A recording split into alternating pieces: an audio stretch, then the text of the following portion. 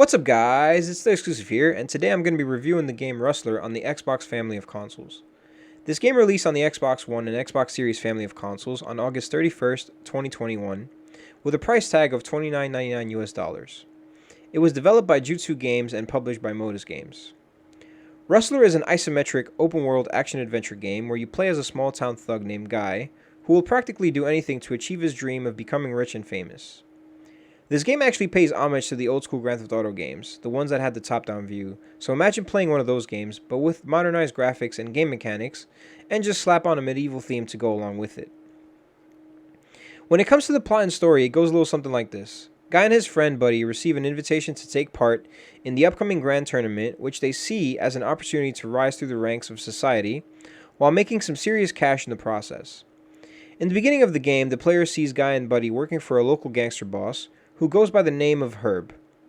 While working for Herb, they complete very basic odd jobs and do Herb's dirty work, to the point that Guy has an epiphany and realizes that both the two friends won't really get anywhere in life if they continue working for him, so they decide to set off on their own. Now out on their own and on a much clearer path to success, the pair ends up working with a whole bunch of other wacky characters, such as a priest, who will do whatever it takes to get people to attend his church sermons, or a band of wannabe knights that are on the quest to find the Holy Grail. However, this Holy Grail actually ends up being something completely different from what you would expect. Rustler is a game that doesn't take itself seriously, which is actually a huge part of its charm.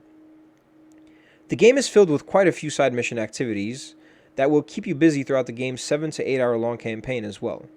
The best part about this game is that the player has the ultimate freedom to either lead Guy and Buddy in their get-rich-quick schemes during the main story campaign, help some of the other zany characters in their side missions, take part in some of the game's activities, which include things like working as a taxi driver using a horse no less, or just cause all-out mayhem all over town.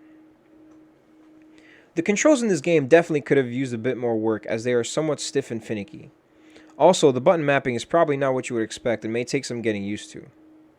The player has the ability to either travel on foot or by horse, as you would expect based on the time period this game is attempting to use as its inspiration. But the button mapping for the horse is quite strange.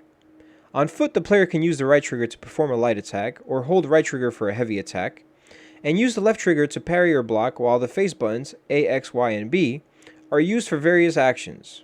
The A button is primarily used to navigate the menu, the B button is primarily used to skip dialogue, the Y button is used to get on or off a horse or other vehicles, while the X button is used to start the various activities or purchase items.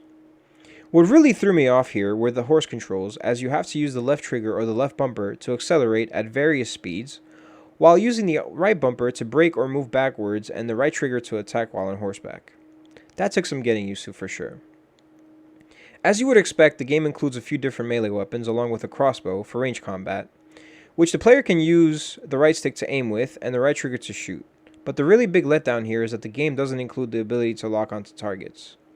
This makes combat frustrating at times and has led to my death or a failed mission more than I would have liked. The checkpoint system during missions is also a little annoying, as it typically restarts you pretty far back from where you died or failed a mission. I actually encountered a few glitches during my playthrough as well, which may have been patched out at this point. The most annoying one would occur on the main menu, where no matter what I did, I couldn't move between the different buttons and menu selections of the menu, and I actually couldn't fix it without restarting my whole console. However, I believe this one has since been patched out, as the last time I tried playing this game, I didn't encounter it anymore. On top of that, there would be times where the quest markers would simply glitch out and it would be inaccessible to me until I died or reloaded the game, while other times the side activities would just continue to remain active even after I completed them or tried to forcefully end them. I have to add though that the funniest glitch happened once I completed the main story and started to focus on the open world stuff. I was just randomly riding around on a horse, and literally everything in the world disappeared, including all of the world's objects such as houses, bushes, trees, and even the frickin' ocean itself. It ended up being pretty funny, as I was able to go past the map since the water didn't hinder me from going past the invisible wall that it had originally created. Once I did go past the edges of the map, I started to actually endlessly fall, which was pretty funny. However, reloading my most recent save put everything back to normal, so thankfully this wasn't game breaking. As for the achievements, this game includes a total of 28 achievements for a total of 1,000 gamer score, and most of them are fairly easy to complete. Most of the achievements are unlocked by simply playing through the game's main campaign, completing all side quests, and even some of the game's activities. The most frustrating achievements are the ones that ask you to complete the game without dying, or getting arrested by the guards, catching all the rare horses and bringing them back to the owner of Disney Land, and finally, one that's tied to completing the game with a 100% rating, while also unlocking all the other achievements, which if you ask me is one of the worst kinds of achievements out there. And honestly, they shouldn't exist in games. They're really annoying. Overall, though, Rustler was a fun experience that has a lot to offer in terms of gameplay and story, as I actually found the story and writing to be quite enjoyable and oftentimes even funny. If you're into shows like Family Guy and South Park, then the dialogue in this game will probably make you chuckle more than a few times, because it definitely did that with me.